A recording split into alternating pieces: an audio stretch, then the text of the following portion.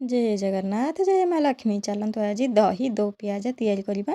जदि घरे किसी पनीपरिया नथिबो तो पियाज एटा आप बहुत इजी बनई पारे और बहुत कम समय टेस्टी हो जाए। प्रथम किसी पियाज को आम एमती कुला करके नहीं जापर कि रसुण आ कंचा लंका पकईकि गोटे बाउल रखीदेवा। एबे ता उपरे किसी बेसन पकईकि से आम ए हलदी गुंडा काश्मीर लंका आ अल्प लुण देकी धनिया गुंड टे देदेबा। से आम ए चिकेन मसला पकईदेवा। आपण पसंदर मसला पकईबे। तापर ये तेजपत्र पकईकि टिके सोरिष तेल आम पकईकि आम भल भाव हाथ में मिक्स करदेवा। केते बढ़िया देखते देखा जाऊँगी। पैन गरम करके से तेल देकी जीरा टे पकईदेवा। तापर जो आम गोलैक रखी पियाज को आम ए पैन में पकईदेवा। पकई सारापर आम लो फ्लेम टे चलईदेवा। एबे ये आम दही आड करवा। दही देकी आम ए किसी समय चलेबे ना आमर तलू लगे भल लगे। चल सारापर ये आम दहीर पानी भी आम देदेवा।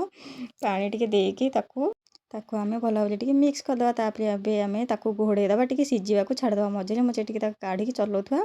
देखो आमर दही दो पियाज पूरा रेडी है। लास्ट में किसी धनिया पत्र पकईदेवा। ताकू आम भल भाव मिक्स करके भात सह या सर्व करूँ। बहुत टेस्टी है। आपण मैंने भी निश्चय ट्राए करूँ। रेसिपी केमती लगे देखो मुझे खाई कही केते बढ़िया लगुच पूरा सुपर टेस्टी है। निश्चय आपण मैंने खाई एंजॉय करूँ। वीडियो भल लगे लाइक आउ शेयर सब्सक्राइब करने को भूलुनी। धन्यवाद।